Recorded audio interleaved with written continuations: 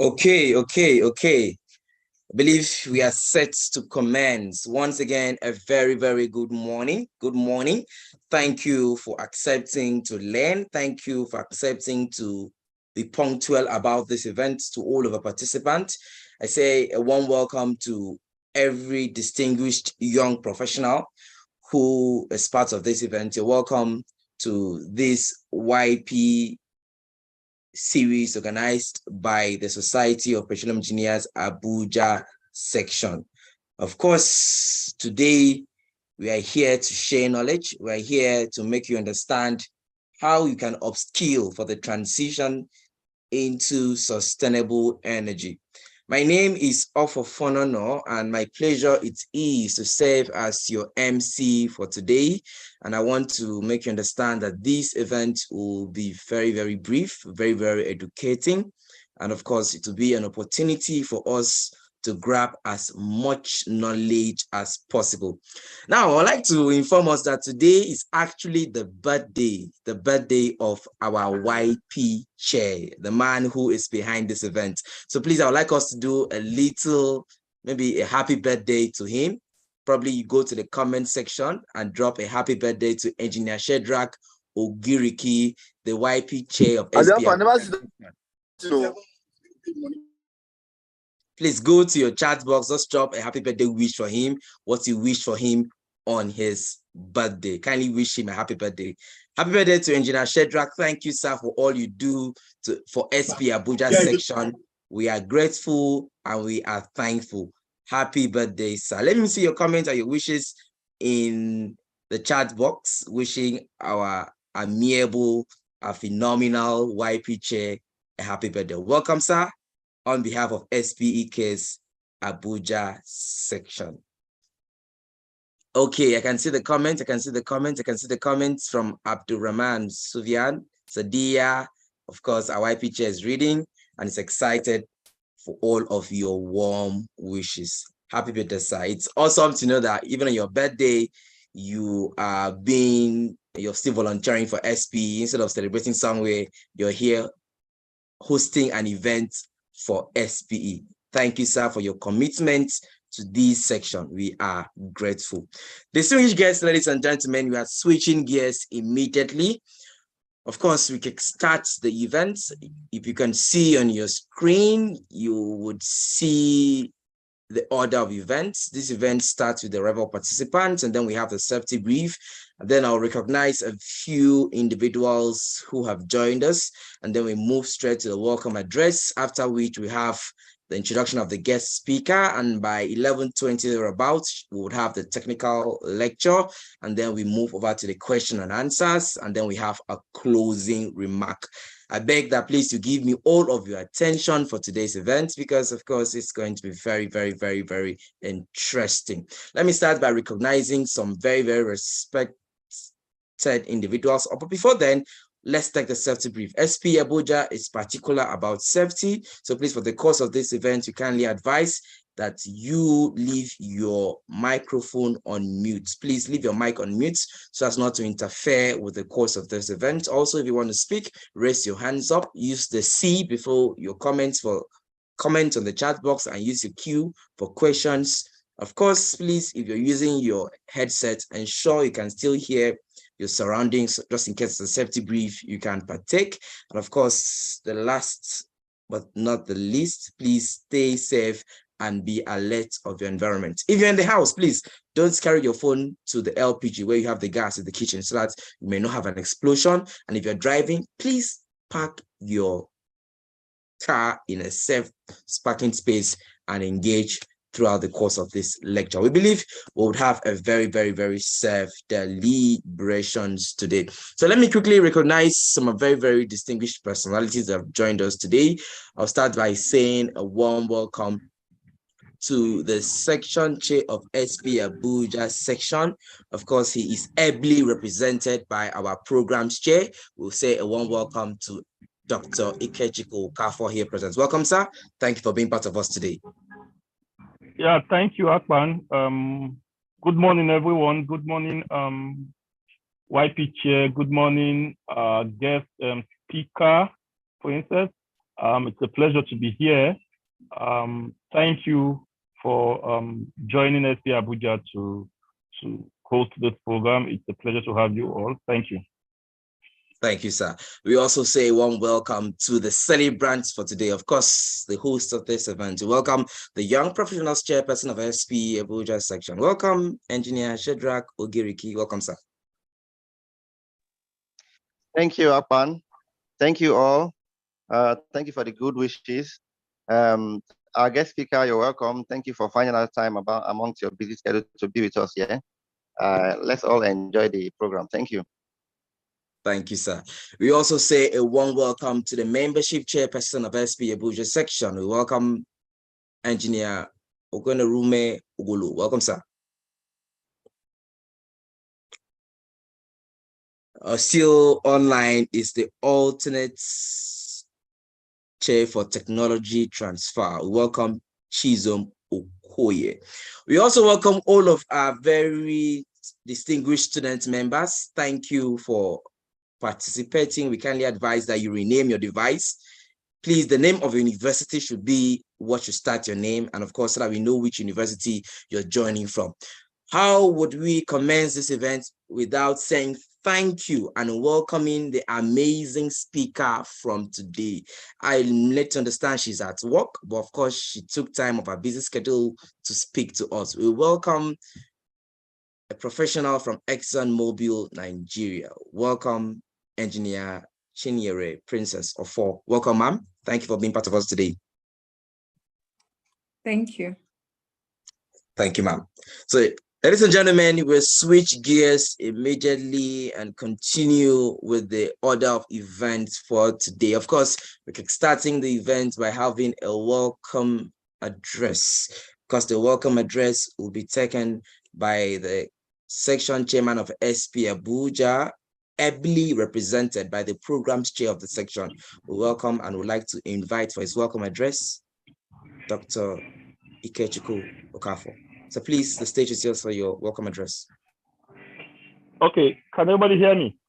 Loud and clear. Okay. Thank you, Akpan. On behalf of SPA Abuja section, the board members and section chairman, I want to welcome everyone to this Young Professional Development Series, Upskilling for the Transition to Sustainable Energy. The title of this series is both key and critical, because the energy industry as we have it today is a dynamic one. We've heard buzzwords like transition, we've heard buzzwords like energy sustainability, we've heard buzzwords like energy availability and all of that. For people to key into that, it is quite necessary and important that they upskill, because you cannot solve the problem of today with the skills of yesterday, especially in a dynamic world. And that's why it is very important that SP Abuja section keyed into this opportunity to have her members, student members, young professionals, learn how important upskilling is, and not just that, learn how they can equally upskill. The speaker is what someone I would call a veteran in this space, because of a truth, Princess Chinyere Ofo had been there speaking virtually every time she's called upon. We don't take this for granted, ma'am. It is a great pleasure to have you. It's a great pleasure and it's a privilege to have you share your experience with young professionals. I also want to especially welcome and thank the YP chair who pushed for this program and ensured it is being delivered today. Welcome, everybody. Enjoy an amazing series with an amazing speaker, Chinyere Ofo. Thank you, everybody. Thank you. I think our program chair deserves some visual applause. One key statement he made is that you cannot solve the problem of today or tomorrow with the skills of yesterday. Reasons why it's very, very necessary to upskill. When we were actually kids, when we were young, if you can remember, the world was all about coal. After a while, coal was defined not too clean, we transited to a cleaner oil and gas. And now we are learning that oil is actually not that clean, so we should transit to gas. So for all of this transition, there's a need for you to upgrade your skill, because the skill professionals use to drill oil may not be the same skill you use for gas. So distinguished guests, ladies and gentlemen, we are all here to learn on how to upskill into this sustainable energy. Of course, today we are most blessed to have Chinyere Princess Ofor, who is a subphase assets engineer with ExxonMobil Nigeria. Of course, on the screen, you can see her awesome resume. She is a subsurface assets engineer with ExxonMobil with over 6 years industry experience spanning petroleum engineering, project management, business development, and contract and procurement. She continues to make outstanding contributions within and beyond her industry, leading high-level discussions on energy sustainability, mentoring young professionals and students, providing academic scholarships, promoting STEM education, and of course, championing diversity and inclusion initiatives and organizing various professional development programs. She is a recipient of the highly coveted SPE Giovanni Paccoloni Young Professional Service Award. She holds a master's degree in petroleum engineering and a project development from the Institute for Petroleum Studies, Nigeria, and of course, a bachelor's degree in petroleum engineering from Covenant University. I should also add that she is an avid volunteer of the Society of Petroleum Engineer, a section board member from Lagos section. Please, with a resounding virtual applause, let's welcome our speaker for today for the next 30 to 45 minutes, Chinyere Princess Ofor. Welcome, ma'am. The virtual stage is yours. Good morning, everyone. Thank you. So firstly, I want to start by thanking SP Abuja section for inviting me to speak. I'm usually excited talking about this topic. It's a topic that I recently also presented in the SP Nigerian Council Students Technical Symposium and Exhibition. And I think that, we need to keep having this conversation. We need to keep emphasizing all the necessary opportunities we have to address energy poverty in Nigeria and in Africa at large. So I will start by sharing my screen. In case you were at that conference, there's still something you can learn today's session.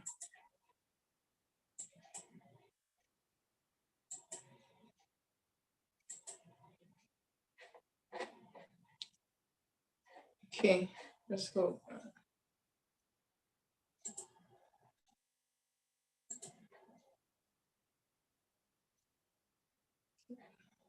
Sorry, I'm trying to. Okay, Ofofo, no, please confirm you can see my screen. Very, very well, ma'am. Okay, thank you. Thank you, everyone. So I will just navigate through. And permit me, I'm using multiple screens. So in case you see it, in case it looks like I'm not looking at you, I am. Okay, so basically today's conversation, I want to take you through why you have a transition. We have a lot of buzzwords like we've heard, energy sustainability, transition.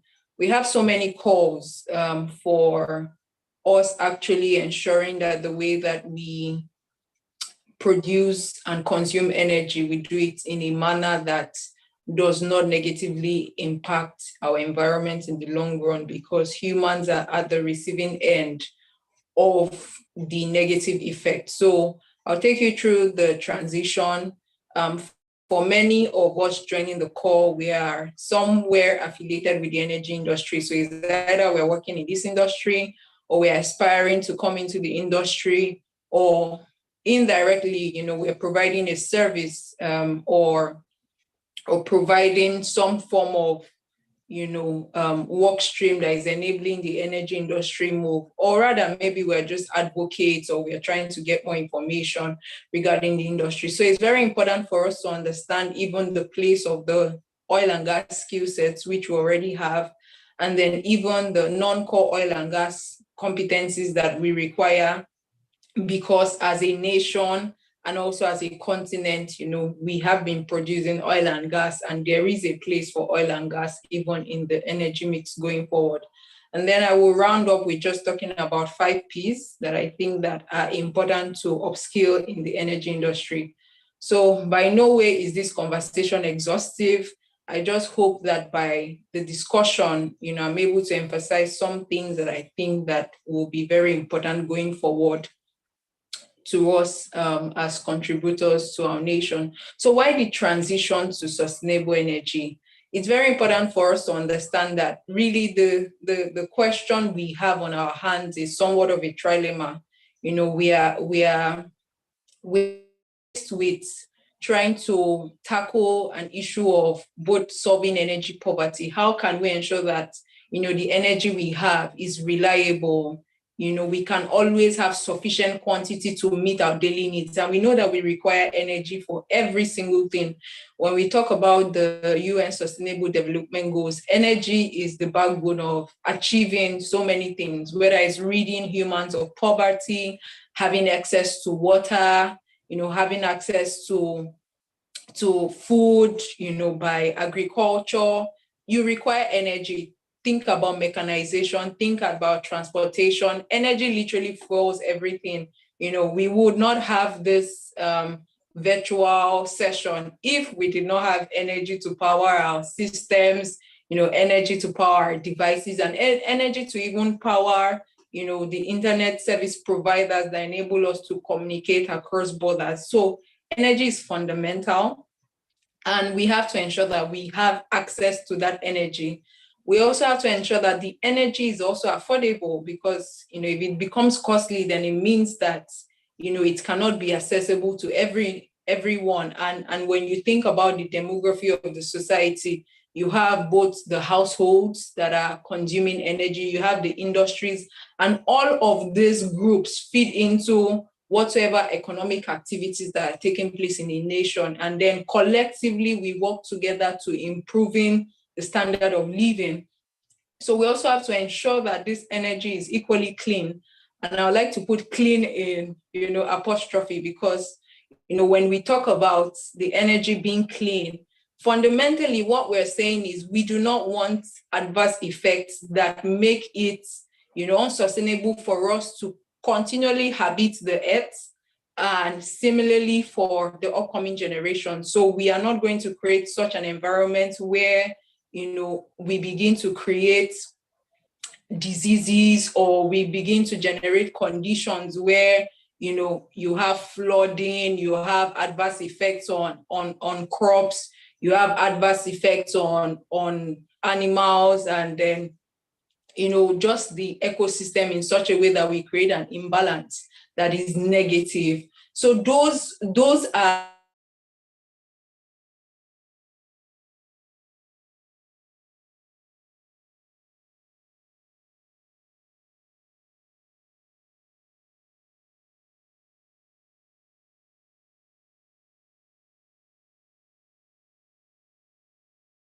at the expense of, how can we, produce this and consume this in a very responsible manner. So if we are going to be very balanced as people, we have to look at it, and look at what does this mean for us. And I want to put it here that, from all the conversation, it's very clear that we really need a very balanced energy mix. And when we talk about transition to sustainable energy, it not necessarily mean that we're going for switching, as many people think that, okay, you just phase out fossil fuels and then just embrace renewables. It means that we are going to incorporate, all that is required into the energy mix to be able to solve these problems that we have, rid ourselves of energy poverty, particularly in Nigeria and in Africa. So what does that mean for us, as a nation? It means oil and gas still has a role to play. However, it also means that we'll change our mindset around the way we produce oil and gas. It means that we can look for how do we balance the carbon sources and the carbon sinks? How are we to manage our emissions? Can we capture this? Can we reuse? Can we recycle? So that fundamentally changes the way we think, as to the way we would produce and consume. And then some person may say, but how don't bother me? I'm not in the energy industry. I'm just trying to learn about it. So you think about the fact that even the actions you take from a household point of view affects every other person. So let's say you are in a place where you are utilizing generators and those generators are not properly maintained and you're having incomplete combustion that is taking place. And then you are emitting carbon monoxide into the atmosphere. And someone may say, well, I need power. But if you think about that, well, you may not be, we'll hear that smokers are liable to die young. You're not actively smoking, but you're passively smoking. And whoever is in the vicinity of inhaling that carbon monoxide is also taking in chemical substances that are not good for the bloodstream and potentially have negative consequences on our health. And when you think about it, in the air, there is really no barrier. There's no demarcation. The same way you can demarcate, land territories with fences. In the atmosphere, there is no demarcation. So it literally means that whatever activities that anyone is doing, is impacting other people directly or indirectly. So that means that we have to change the way we think, not just for those who produce, but for those who consume energy. And that's why you sometimes will hear the conversation of using gas as a transitional fuel, moving from, cooking with biomass, felling trees and burning them, utilizing firewood, to moving to, the use of gas, which is relatively more cleaner because you have less emissions of, carbon from that compared to, the biomass. It also means changing the way for example, someone has four cars on the road, and all those 4 cars are emitting, both carbon monoxide and then CO2. And you ask, do you need to have 4 cars? Must they be on the road? Do you need to travel when you can have a meeting virtually? All those things feeds into our ability to say, how can we conserve energy? Because if I use more energy, it means that I have potential to emit more. So can I conserve energy? And that equally feeds into the way we would even begin to start designing, architecture. We can make our houses more energy conservative. We can make our houses in such a way that we do not have to consume that much energy. We can begin to now think about how can we even measure the energy that we use, because you cannot control what you cannot measure or track. So having said that, this is literally the question that must be, at the forefront of our minds when we think about sustainable energy, is that, how do we make our energy? It's the question that even governments, tries to answer. And then you would see that play out in the priorities. For example, Russia-Ukraine war took to be able to say we require energy, and if our access to energy is impacted by this war, then it means that if that means restarting my coal plants, I will do that, because the people require energy even for heating their homes, for feeding, and so many other things. So you would look at the way governments begin to prioritize, access to energy for their citizens, because that affects a whole lot of things.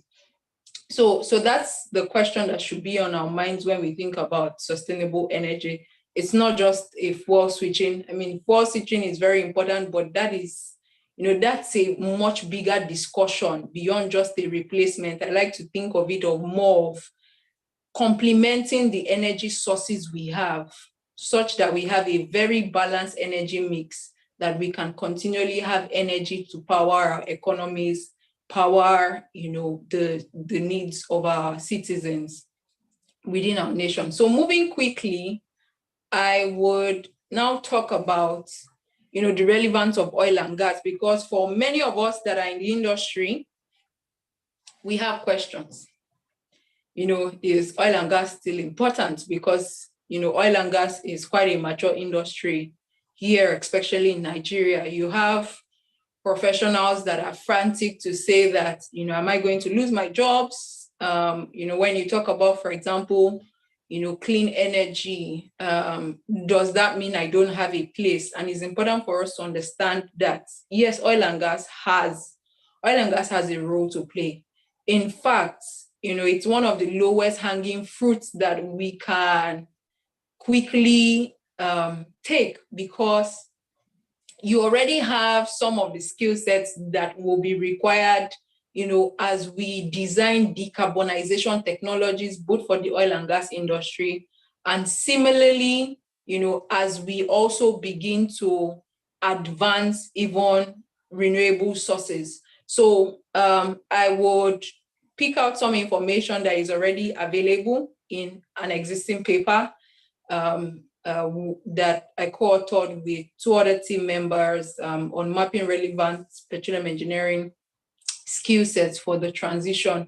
And what we tried to do was to look at, major disciplines within oil and gas disciplines, and how, draw a correlation between the skill sets that you acquire from those disciplines and the role they will play in low carbon energy technologies like CCUS, carbon capture utilization,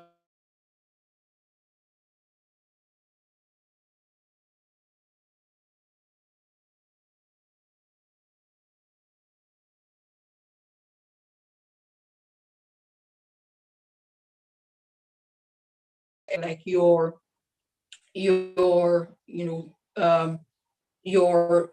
solar systems, or even for your electrical vehicles or any other greenhouse emission reduction technologies. And what did we find? We found that really, your oil and gas skill sets were very much important.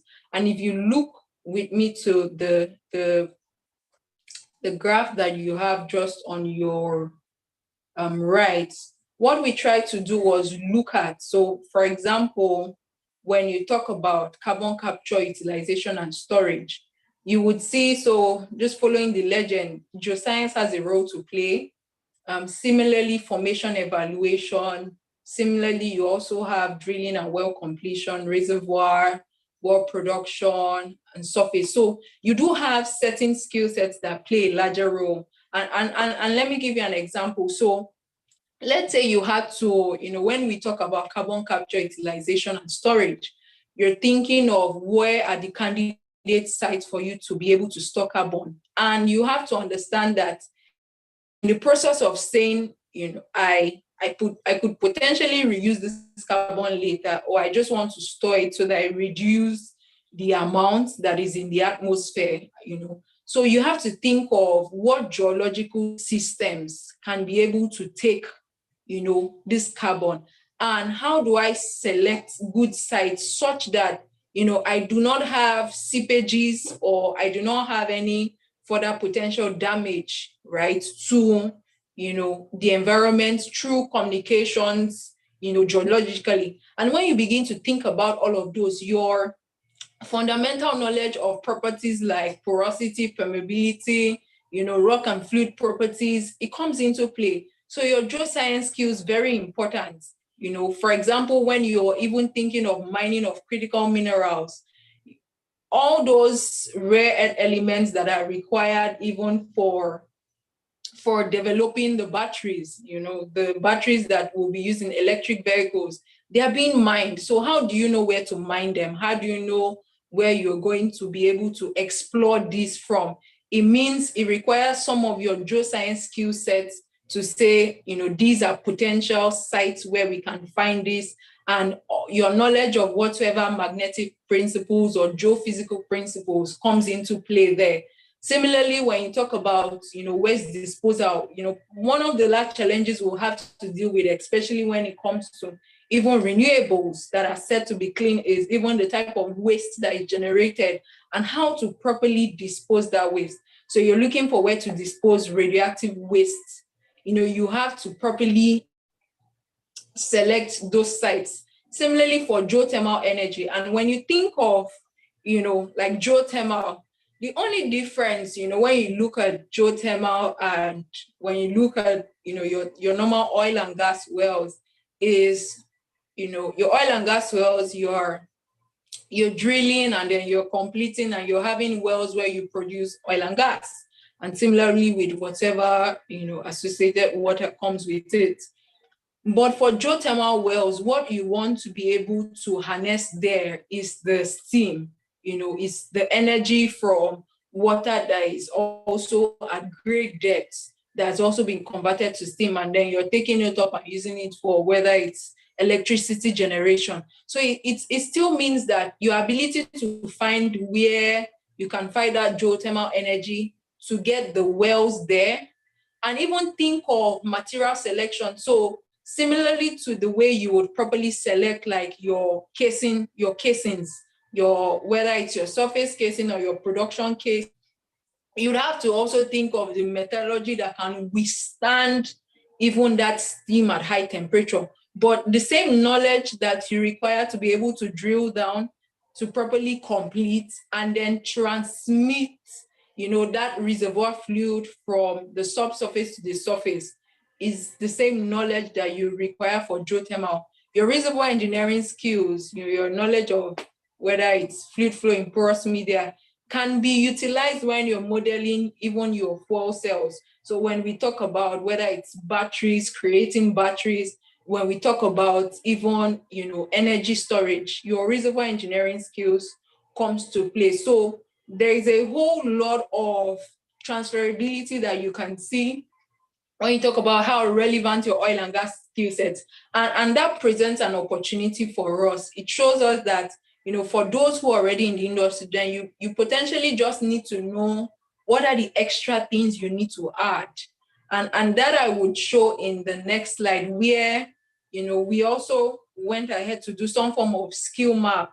And for example, on the screen, we have an example where you have like a geothermal reservoir engineer, an experienced oil and gas reservoir engineer, and a recent petroleum engineering graduate. And the recent petroleum engineering graduate and the oil and gas reservoir engineer is trying to find out, okay, I want to move into geothermal. What are the skill sets, or literally what's the gap? So you do some form of assessment. So we try to pull out certain concepts that are applicable. And, for example, the area bounded by the orange line is the oil and gas reservoir engineer, while that of the gray line is the recent petroleum engineering graduate, and the blue is the geothermal. So for someone who now wants to be a geothermal reservoir engineer, it kind of shows the degree to which you need to have competencies in certain concepts. So for example, you're expecting someone who is a geothermal reservoir engineer to, be able to understand critically the thermophysical properties of water, the thermodynamic properties of water and steam. And then somebody who is someone who is not experienced, a recent graduate, may just have basic knowledge of that, may have basic knowledge of multi-phase flow, may have basic knowledge of, just concepts that were taught in the university. And then that would mean they need further understanding of, thermodynamic properties. That would mean that they need to upskill when it comes to interpretation of even your geothermal reservoir temperature and depth curve. So all of this, what will now happen? Saying particular industry, I want to play a role in this particular, sustainable energy field, can now say, so what is the particular role you want to play, and how do I do an assessment from where I currently am versus the technical skill sets that are required to play in that role. So this just further buttresses that it's very easy to even upskill those that are already oil and gas professionals, or even those that are learning oil and gas right now, because there are fundamental concepts that they are already exposed to that they can further build on. But it's very important that we are able to identify that gap. Now, something to equally note is that beyond, when we talk about, the industry, you do not only need technical skill sets. In fact, there are quite a number of other skill sets that will help you. And importantly, not many of us may enter the energy industry and enter through very core technical roles. Sometimes you get the job that you apply for. Sometimes, you are assigned to a unit. Other times it's opportunity that presents itself. And one of the things that, going to university should help you do is to be a critical thinker and to help you to be adaptable to solve, problems. So when you're presented with opportunities within the industry, there are quite a number of non-oil and gas competencies that are required. And I have in front of me some. When you think about entrepreneurship. So not many people would get in and work with the big, oil producers or energy producers. Some persons will be service providers. And it means that their ability to be able to understand problems, the ability to be able to create solutions to solve their problems, and equally have some means of value exchange, pricing mechanism where, whoever is taking their technological solution or whatever is the solution they are providing can equally pay them for it. So you would have those people acting entrepreneurial capacities, but you would equally have people within established organizations that will champion entrepreneurship opportunities. And those are the entrepreneurs, such that, they may be the ones who have to create new business for their company. They may be the ones to identify, okay, and you see a lot of companies that were just pure oil and gas, they have rebranded and adding the word energy or making their scope larger in such a way that, their business model helps them to be profitable, whether they are dealing with core oil and gas, solutions, or, they are providing technology, or, just making it such robust that they can meet their client needs. So sometimes you may be the one, for example, a director of new energies, or you may be a director of sustainability. I mean, even if you are not a director, but you may be the one to say to your company that, the way and manner in which we produce oil and gas, for example, I have ideas on how we can decarbonize, or I have ideas on how we can properly monitor our energy consumption so that we can be able to apply, whatever, conservation that is needed that makes us more energy efficient. So those are some things that, we can utilize to help us either better serve in whatever established organization we already are in, or be the ones that are producing or providing solutions for the same industry. Other skills that would help you is like, economics. So important. I tell you that one of the questions that management will ask you is, what's like the benefits? Whatever you're proposing, you have to do like a cost benefit analysis. So even if it's nice and even if it's a nice to have, is it something that would provide value? Because a number of the companies, they are not NGOs, right? They are here to make profit, and they are there to maximize value for their shareholders. There are people who are putting in their money and need to get some return on investment.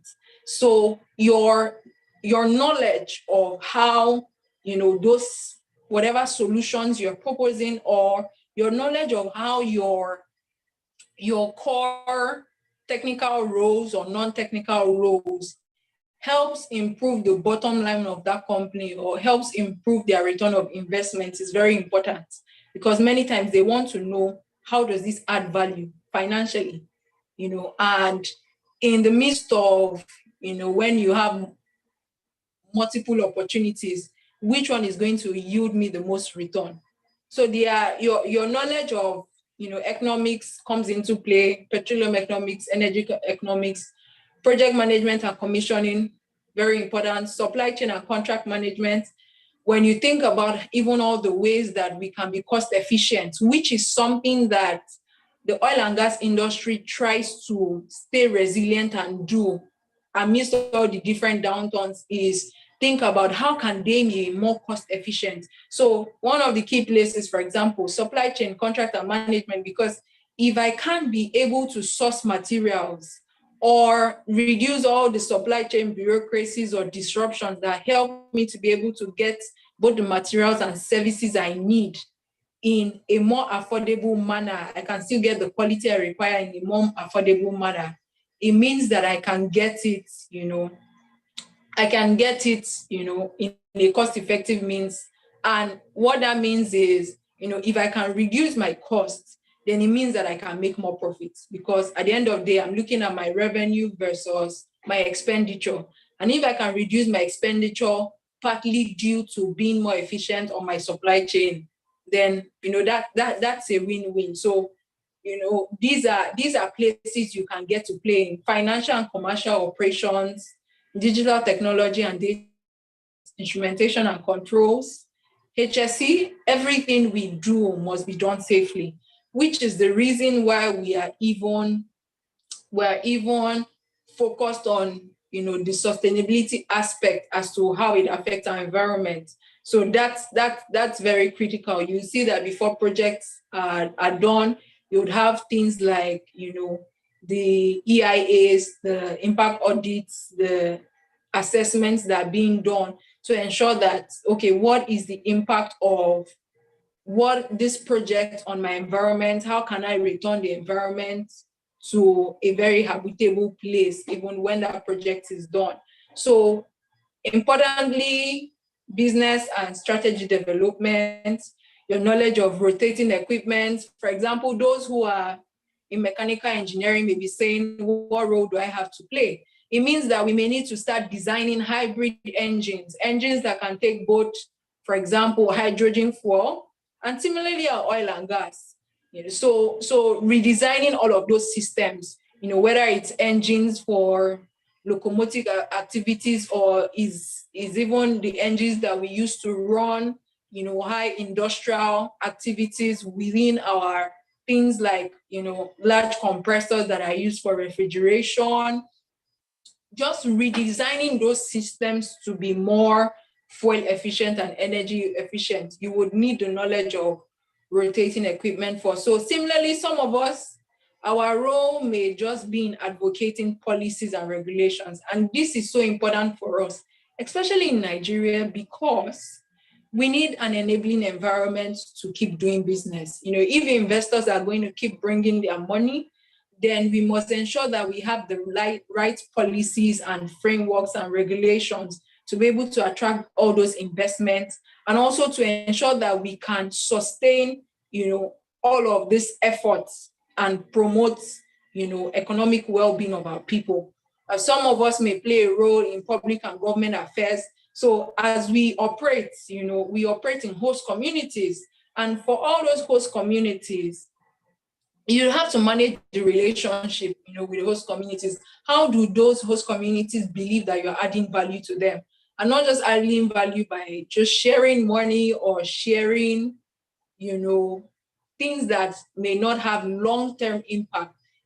Can you promote human capacity development? So we have the opportunity to, come into the industry with different competencies. For some, your knowledge of international relations and geopolitics would play a role. So you would begin to understand the strategic actions that nations take when it comes to prioritizing energy and prioritizing, what are the sources of energy that they utilize, and, how they also make their regulations and how they also interact in the international business markets. Similarly, human resource management. So all of this to say that when we talk about transition, and it's not even just aside of the transition, these are competencies that are transferable across various industries. So whether you're talking manufacturing, whether you're talking food industry, whether you're talking, even service industry, your knowledge of these concepts can play a role. And so when you think about being well-rounded and being somebody that would be relevant in the energy industry, these are a set of non-oil and gas competencies that you can equip yourself with and will help you to be relevant in the industry. Now, I would now like to move to the 5 Ps. And for me, this is like the most important part. And I think that irrespective of the industry you are in, that these 5 Ps will help you to upskill and also help you to be relevant. And with what we have said, I began saying that why are we transiting? Why do we have this conversation? It's fundamentally because we require energy to power the livelihood of humans across the world. We need energy to cook. We need energy to grow the foods that we eat. We need energy to get the water supplies we need. We need energy to produce the clothing. So the basic fundamental human needs, are powered by energy. And if so we need energy, then we have to ask ourselves, we need secure and reliable energy. Energy that we can have today and have tomorrow and have next tomorrow. We are sure that we have a constant supply to meet our needs. Not that we can't meet our needs today and we're not sure of meeting it tomorrow.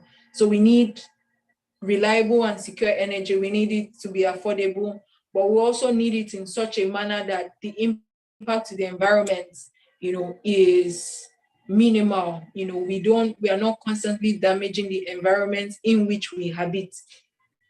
And I haven't said that, try to equally build on the skills that for those of us already in the industry or those who are already acquiring these skills, the technical skills you have and how transferable they are to sustainable energy. Similarly, the non-oil and gas skill set.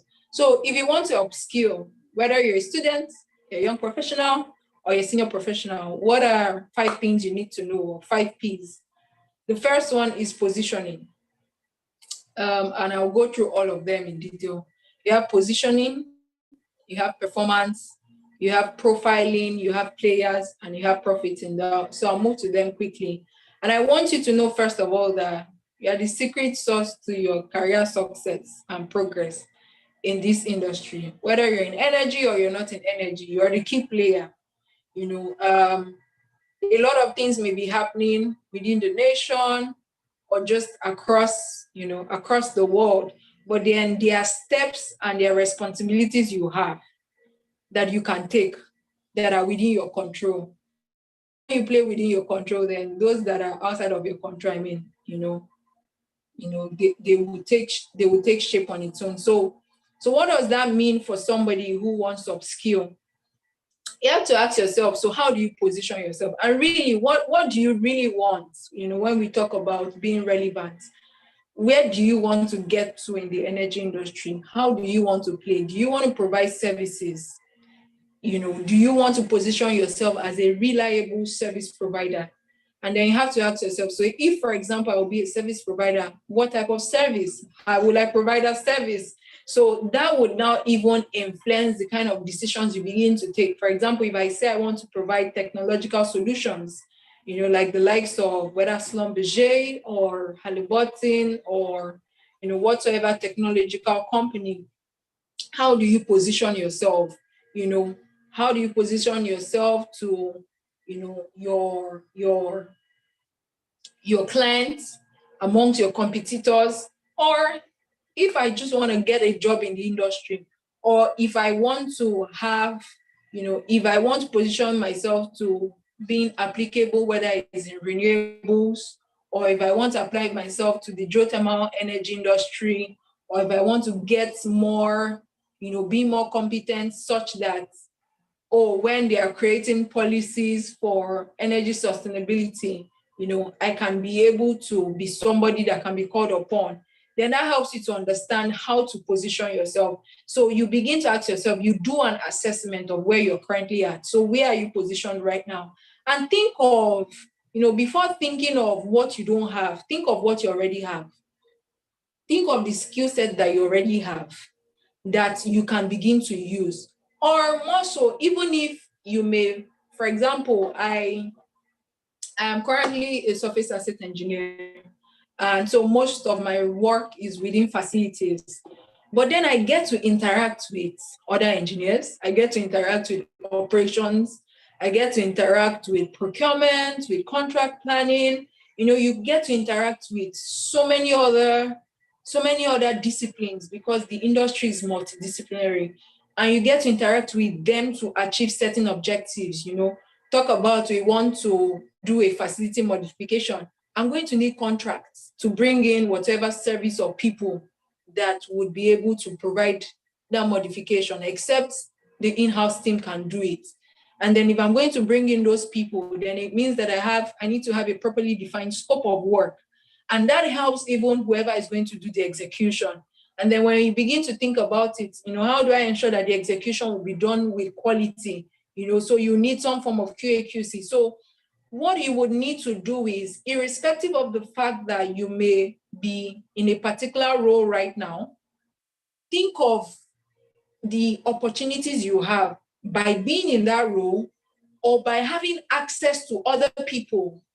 So someone may say, but I'm a student, but I'm a young professional. But for example, you're within SP and you get to meet other energy professionals. And so it means that you can begin to harness, those opportunities. And in case you now say, okay, I am nowhere at all, like I'm not even in SP, I'm still trying to find myself. I'm not even in this industry. Then it means that you ask yourself questions as to, so how do you position yourself? How can you be in those spaces where you can get the knowledge that you need? Is it by attending conferences? Is it by volunteering? Is it by taking trainings or courses? So positioning is so important because, one, you want to be able to position yourself such that the skills that you need to get, you can be able to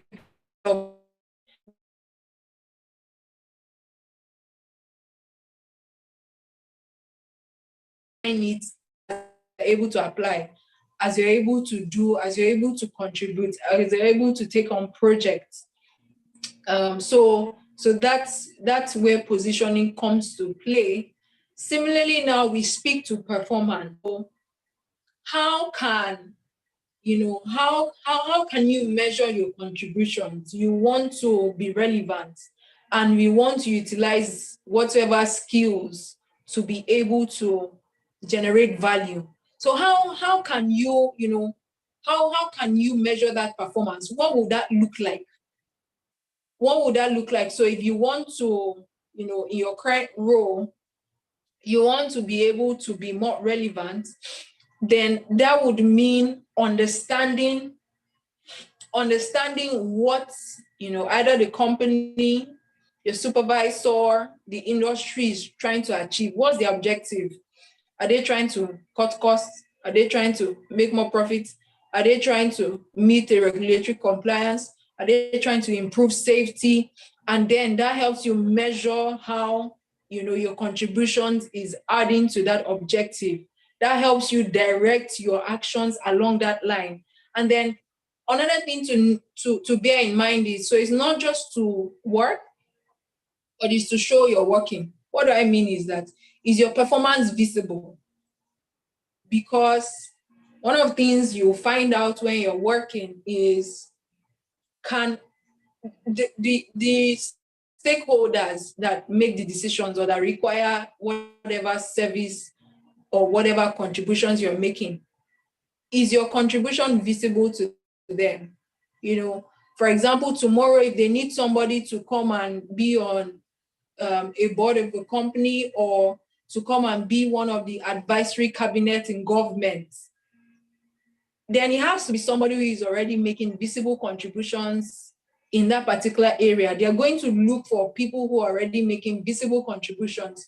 So it's one thing for you to contribute, it's another thing for you to ensure that those contributions are visible. So I do not mean eye service here, but also equally think about how can you enhance your performance, whether through mentoring, coaching, feedback, and think about how you are crafting your career identity.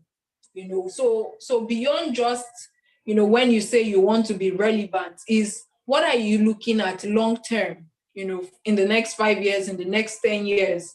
What roles do you want to play in this energy industry? And how are you crafting your current career identity to be able to support that? Now, there was a story I shared, and I think I would like to reshare that story. But let me see how I'm doing in terms of time. I hope I've not been talking too much.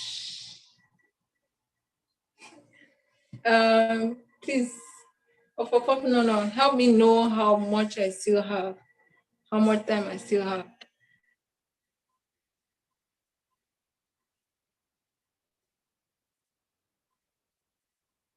If you don't mind, you can drop it in the chat box. Okay, about 15 minutes, including question and answers. Okay, so yeah, it means I need to wrap up in like 5 minutes. Yeah. Okay, so I shared a story and I would like to reshare that story. So I was reading about a chap that he was one of the survivors of some gun shooting in his school. And, they did lose some lives. And following that whole activity, the whole incident impacted him. And it made him, become an advocate for gun control and all of that. And, his advocacy work even got him to meet, President Trump when he was president, and kind of made him visible, within the states. And in fact, his work was quite commendable, and he made an application to Harvard to do his graduate program, and he had actually gotten, confirmation of admission. Unfortunately, sometime prior to resumption, somebody brought out a WhatsApp message he had sent where he made racial comments, that were inappropriate. And we know that the world is very sensitive to this, where, we are trying to promote a diverse and inclusive environment. And so the school, Harvard, asked him to explain, and at the end of the day, his admission was rescinded. In the course of his explanation, he talked about how some of those comments he made was, he was younger and immature. And then it was as though, the atmosphere was just people being extreme, like people just joking and playing. But imagine that somebody could pick a comment that he made, and just having that comment being considered was able to rescind an opportunity that he was literally looking forward to. And yeah, he might have changed. It might be just something that he did, at a point of being immature.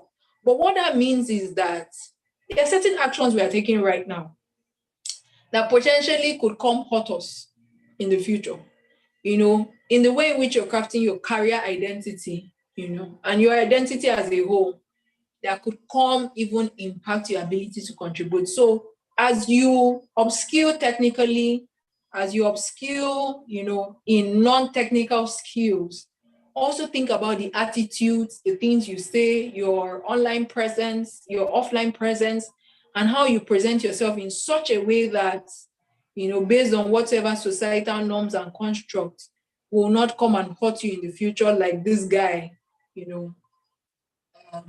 like this guy made. And so that's something to bear in mind. So similarly, we have profiling.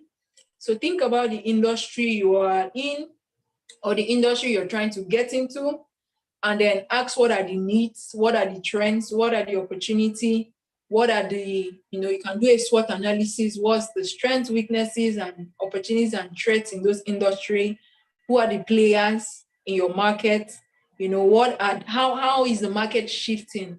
How is the industry changing? You know, what are both the global changes and both the changes within your country, and how does this impact you? And how does it even influence the decisions you're making when it comes to being relevant in the energy industry? And finally, I'd like to end with profiting. Okay, I have players and then profiting. So players, you know, the way you have a company and it has personal board of directors, it has a board of directors, I mean, and those people take decisions, you know, as to how to steer the company forward. They're the ones that come up with the strategic plan to say, this is where we want the company to be in terms of profit, in terms of assets, you know, and this is how we're going to go about it. So when it comes to your own personal life, also think and be more intentional about having the right people that should play some role in your life to help you, you know, get to that desired objective. And that could mean that you have coaches, that could mean that you have mentors, that could mean that you have sponsors that advocate for you, and even support systems as you navigate this journey. And also very important for you to know that you literally have to know yourself and understand your values and your principles and the things that guide you, so that as you begin to select people that you work with, you do not compromise on that. And finally, profiting. You know, what will profiting look like for you? How will that look like? You know, what for some persons, they want to solve the energy poverty of the world, and that's a tough call. But for some of us, we want to start from our immediate community. You want to add value to your immediate community. You want to focus on solving a problem in Lagos State. You want to focus on solving a problem in Akwa Ibom, or a problem in Nigeria, or just even a problem in your company. You know, you think that, if we can properly measure energy, then, you know, we can be able to act. So that may mean, okay, I want to understand, you know, is there something we can do to improve our instrumentation, or do we already have, for example, existing instrumentation that we can use? Or do I just want to create a level of awareness, you know, and promote energy literacy such that people understand, you know, how they can ensure that they are more energy efficient, or they are not making decisions that would, you know, impact the environment adversely. So profiting will look like, you know, I mean, it will look different to different people, but bear in mind that, you know, think sustainability as you think of what profiting looks like to you, and also think of, you know, what you want to achieve, you know, as your end goal. So with all of that said, I like to end with the fact that there are opportunities within the energy industry, you know, as this transition takes place. This transition does not entirely mean force switching. It puts a responsibility on us to balance, you know, our energy mix in such a way that we can rid ourselves of energy poverty. We have access to secure and reliable energy, affordable energy. And then as we do that, we also equally improve our environment and reduce whatever negative impact could result from our actions. So opportunities abound, and what do you need to do? You need to upskill. So I'll yield the floor back to the moderators. If there are questions, happy to take questions. Thank you so much. Thank you. So I believe our speaker deserves some virtual applause for that very insightful and very educative presentation. We followed through all of her presentation. She was key about how to upskill. And I think my favorite of all of the presentation are the 5 P's to upskill. The 5 P's to upskill, which include positioning, performance, profiling, players, and the last but not the least, profiting. So I think she deserves some virtual applause in the comment section. Thank you. And thank you so much, ma'am. So we have an opportunity for question and answers. However, whenever I anchor an event and there are no questions, it means you understood everything and you are thankful to the speaker. But let's see if you have any questions. Engineer Princess of 4, yes, you can see all of the comments. Please drop your questions. I'll be reading them out. So how you want to do it is probably you can pick all of the questions as a bulk, read it to her, and then we'll see how she can briefly respond to them. However, she can also drop her LinkedIn profile. Probably you can message her if you want to go to an extensive mentoring, if she accepts that. So please drop your questions. I want to read them now. I want to read all of your questions. All of your questions. Part of her discussion, she also touched on non-core oil and gas competencies. So just in case you don't want to also do the procurement engineering like me, you want to go into communications, she is also there to guide you on what to do. A few of the non-core and oil and gas competencies are entrepreneurship, digital technology and data science, energy economics, HSS&E, project management, supply chain and contract management, rotating equipment, digital technology and data science, and of course, human resource management. So please, if you have any questions, please, we are still open to answering and responding to all of your questions. I can see Dr. Ikechukwu saying thank you to our speaker. Thank you, programs chair. You can see, please, are there no questions? Are there no questions? Are there no questions? While she was speaking, we had the presence of the Alternate Diversity and Inclusion Chair, Aisha Tuko, who joined. Thank you, ma'am, for joining. We also had the presence of the Scholarship and Award Chair, who joined, Engineer Peju Adejimo. Thank you so much for joining.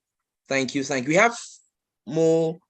Okay, Daniel Nkanta says, thank you so much for the insight on how to position oneself in industry. So, ma'am, they're more thanking you. I don't think anybody has a question here. Oh, Samuel Lugidi said justice was done. Wow. So no questions, I believe.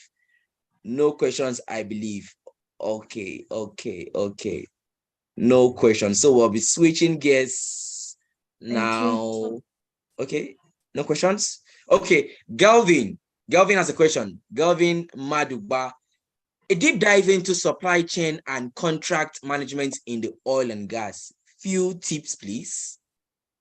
So any tips for Galvin? I believe he wants to go into supply chain and contract management. And of course, your previous role was contracts before you got into this asset management. So please, any response for him?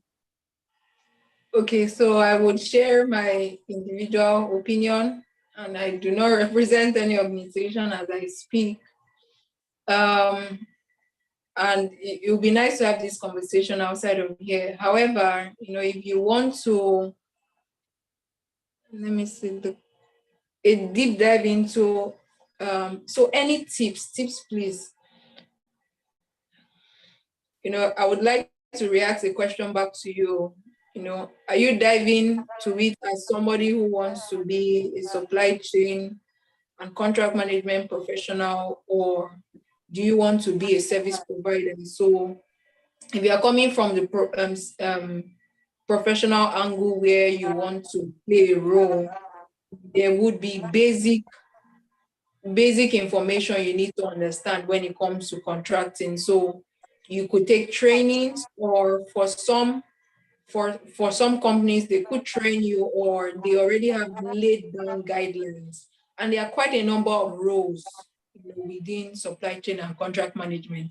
So you could be a contract administrator, you could be a planner, you could be the one who understands, how to come up with like the technical scope, the scope of work that is required, preparing the documentation. There is the whole bidding process, sourcing for materials, sourcing for services.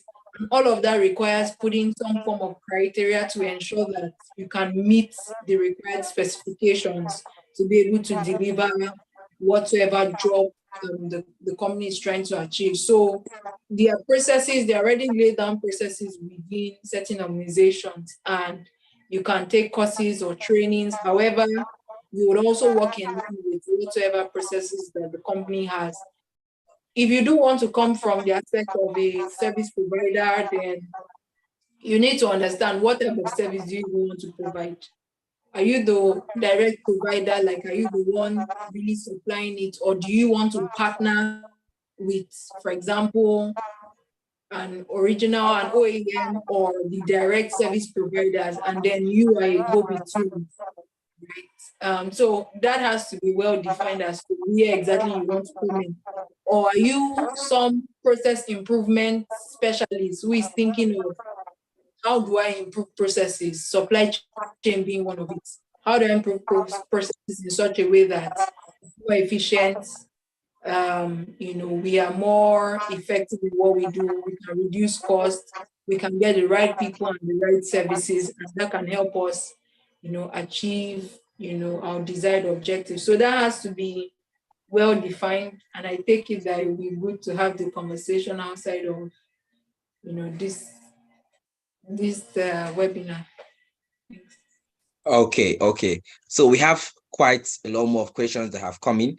Galvin, I believe she has touched what he wanted. Of course, you can search on LinkedIn, Chinyere Princess of Four. You see her on LinkedIn. You can connect to her and send a DM. She would be most ready to respond. So I'm going to read all of the questions, and so you can just respond as a whole, and then we wrap up question and answers. Is that okay with you, ma'am? Yes, please. Okay, ma'am. So the next question is from Samuel Ogidi. Samuel Ogidi wants few tips on project management. That's from Samuel Ogidi. The very next question is Daniel. Daniel Kanta would like to have your contacts. He just graduated from the Department of Chemical Engineering, University of Abuja. So please, you have to connect with her on LinkedIn. I've mentioned the name earlier on, Chinyere Princess OFFOR. The next question is from, Galvin gave a follow-up response to his first question. I am a procurement professional, just basic steps and industry requirements. She had already given you a few steps. Go ahead on LinkedIn and please send her a message. She would respond.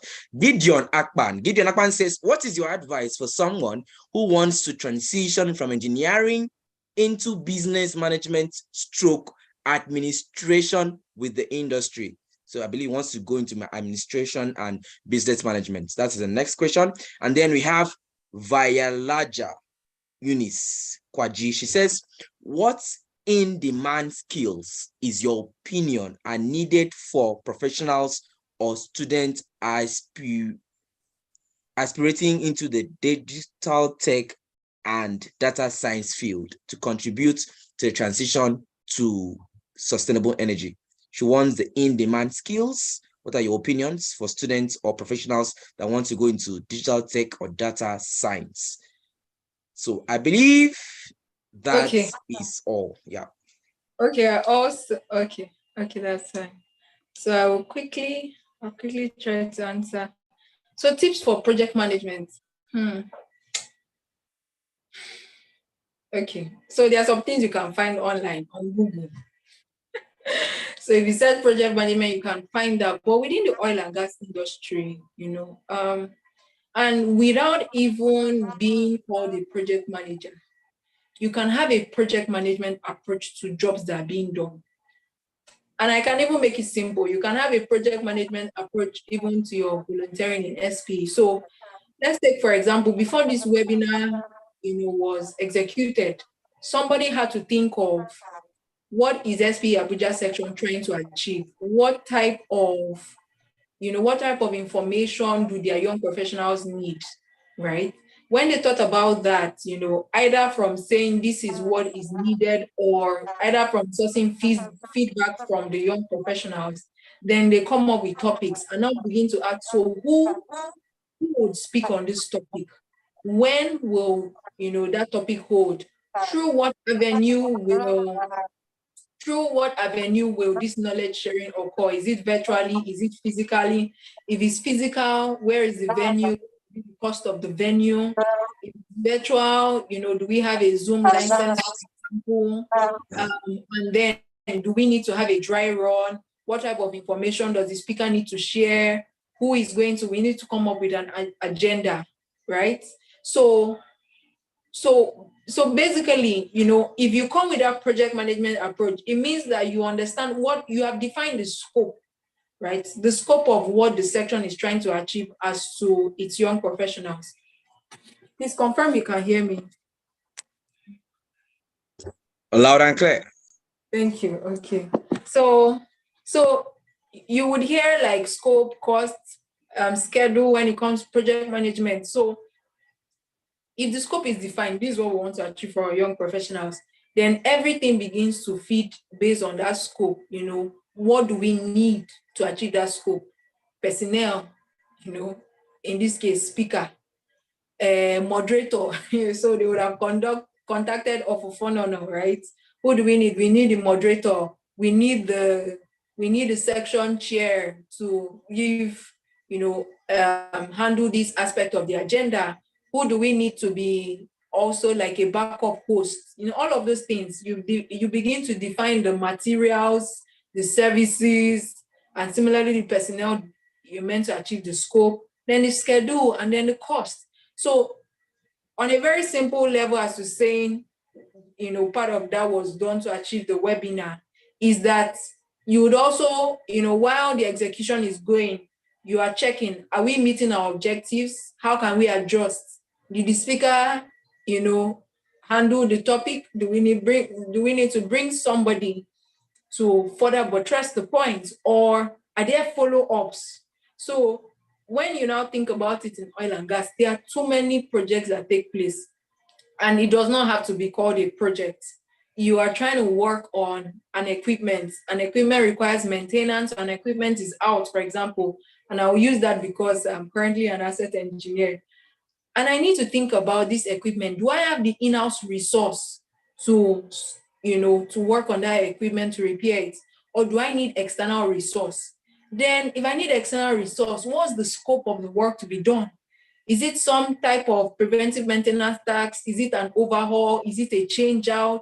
You know, you define the scope. Based on that scope, those who would have to source both the materials and the personnel can be able to build on that to be able to advertise and say, we need this resource, you know, and these are the requirements that you have to provide. And when those people go and, you know, bid for it, saying, you know, go through their technical qualification process and all of that, then also ensure that in terms of cost evaluation, you know, if you have quite a number of people that can do this job, somebody is offering me 10 naira, somebody is offering me 20, someone is offering me 1 million to do it, I will look for the one that can provide it and is still providing it in a cost-effective manner. So there is all that opportunity for project management. But then if you now want to take some project management course, you can, I mean, there are PMP courses, but I will also more like challenge you to develop a project management attitude to your job and even to your life. You know, turn your life into some form of project, right? This is what we want to achieve in 5 years. How do I achieve it? What's the scope of what I want to achieve? What are the resources I need to achieve? How do I close that gap? And then what's the schedule, breaking down into short and long term? You know, what will I have achieved by June 2023 to keep me on track in this part? What would progress look like by December 2023 to ensure that I'm closer to my objectives? And when you use that approach, you know, that will help you in terms of project management. Then also you have, if you want to transition into engineering and business management and administration, so begin to speak to people that are in such kind of roles or playing those roles so that you understand, you know, someone who is in business management, what are they doing? What are they using that knowledge for? So that you kind of understand the applicability and check that, is it something that you need to, for example, go do an MBA for? Or do you need to take basic courses? Or do you need to take some roles? Or do you need to just take certain opportunities that expose you to that? So it would be good that you identify people that, based on, you know, where you want to enter, and then you do some form of assessment to say, do you have what is needed to close that gap? Is it a training? Is it an MBA? You know, is it a mentorship? Is it just taking some courses, or is it just taking up, taking up opportunities? Then in-demand skills for professionals aspiring in digital technology and data science.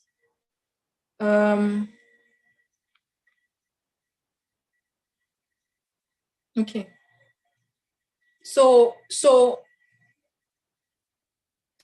there are, and there are basic skills that, and data science and digital technology is, I don't want to say is large, but in terms of being specific, right?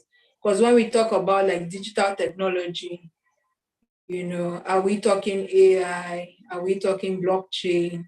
And each of those now determine, what skills you need to get, right? So you even need to understand what are the applicabilities of this within the industry. How are we using, for example, what is helping us process data, and how do you want to come in when you say in demand skills? So do you want to be able to harness this data for it to drive data-driven insights?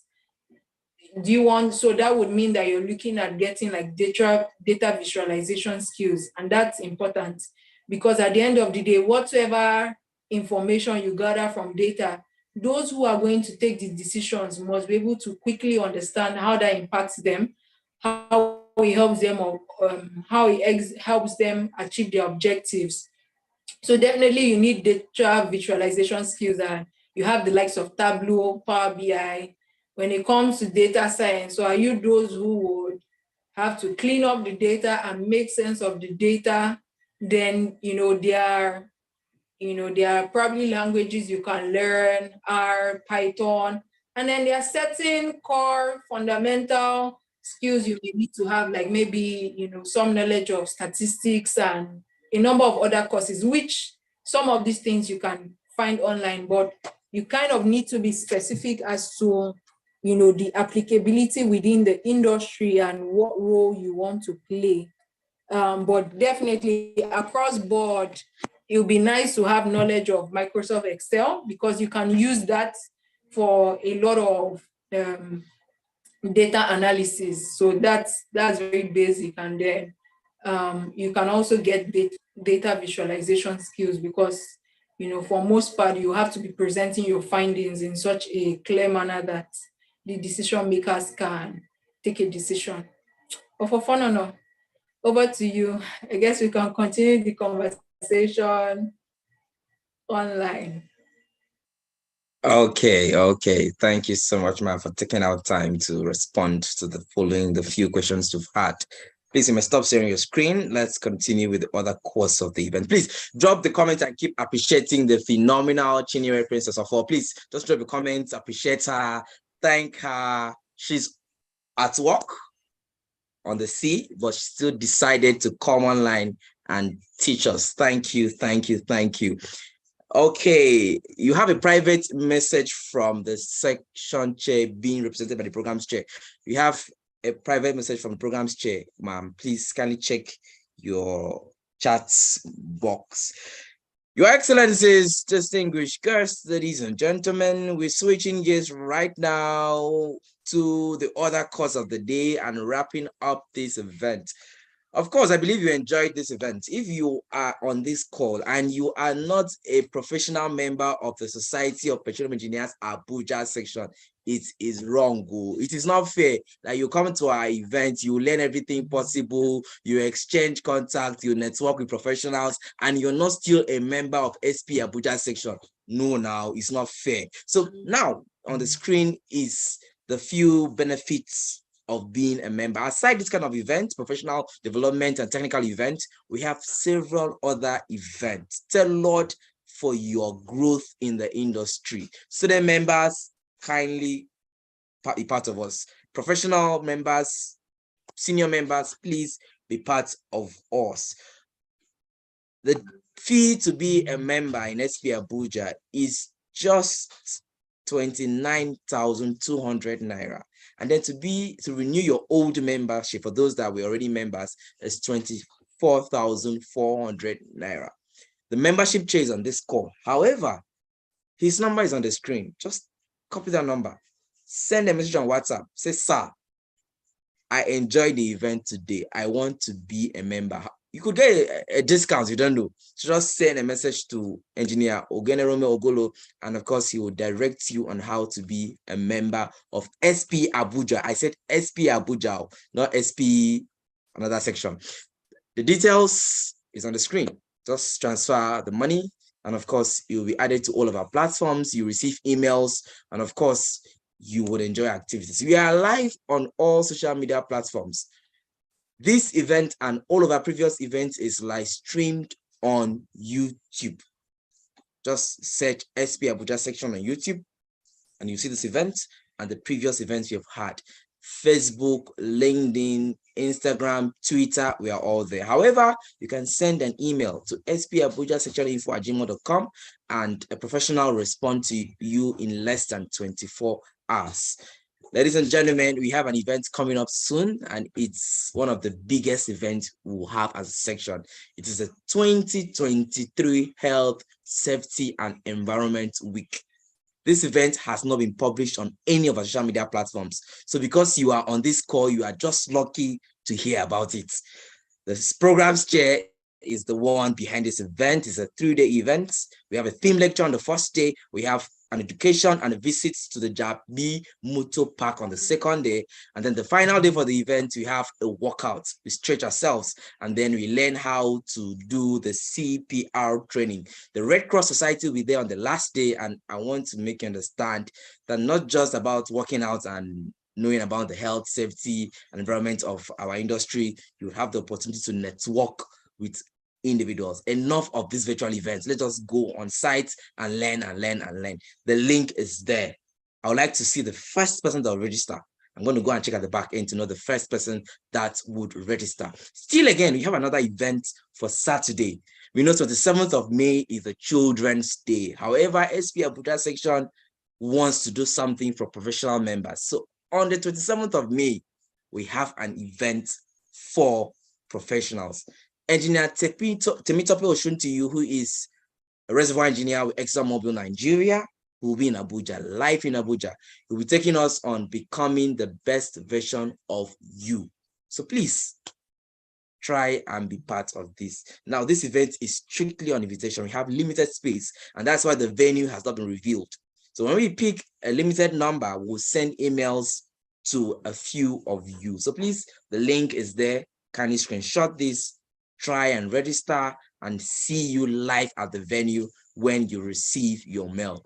Your Excellencies, distinguished guests, ladies and gentlemen, I'm still seeing a lot of comments from Abdul Makinta.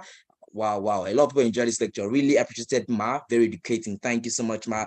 We see Okuchuku Oninopo saying, thank you very much, Ma, for your time, shared experience, and expertise knowledge. We see Ruth and Nebe. She says, thank you very much, Ma.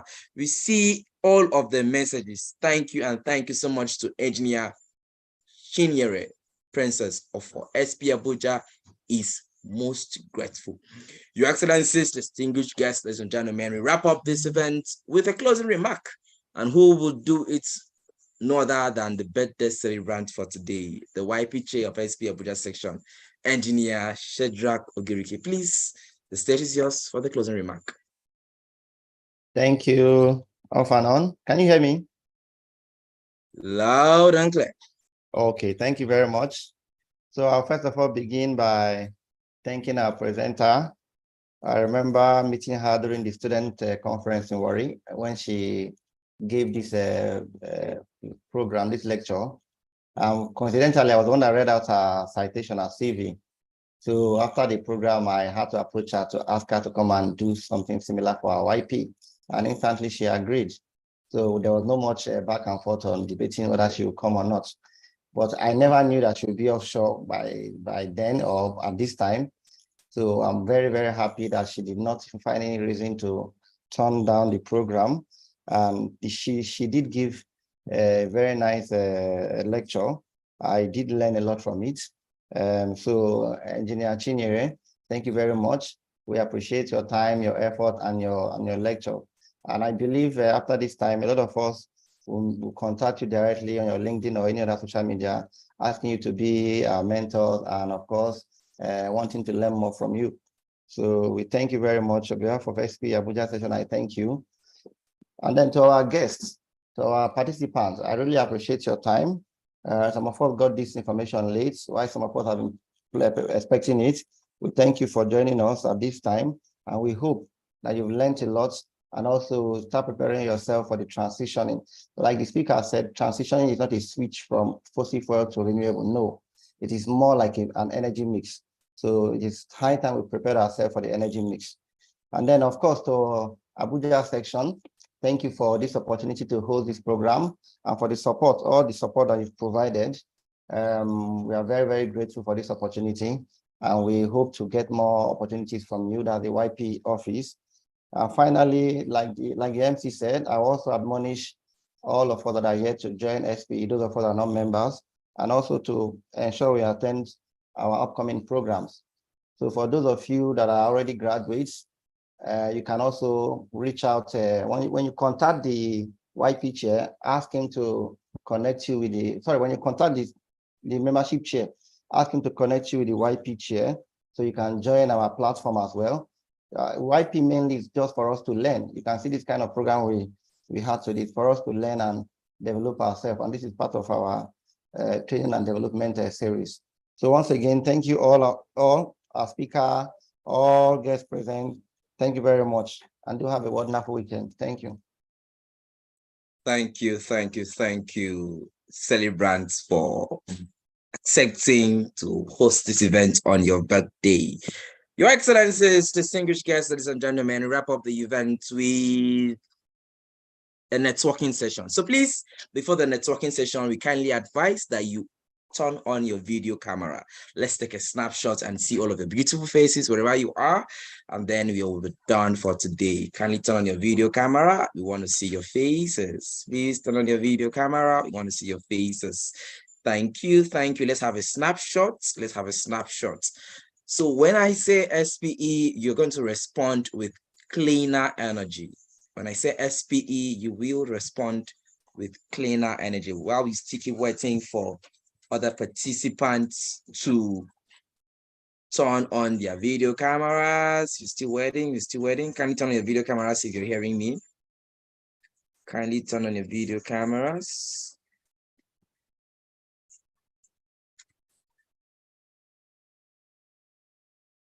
Still waiting. Okay. Please turn on your video cameras if you're hearing my voice, please.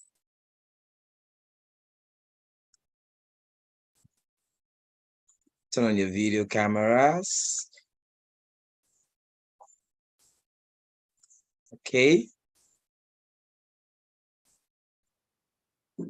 Okay. Since we are done, we are like 7 or 8 people that want to be seen. So when I say SPE, you respond with cleaner energy with your thumbs up. SPE. I'm not hearing you. Okay, you're all muted. SPE. Cleaner energy. Cleaner energy. Thank you. So we have 2 minutes to network. After 2 minutes, I'll end the call. Just 2 minutes, network, get to know a few people here. And after 2 minutes, we'll end the call. Celebrants, we want our cake. Okay, maybe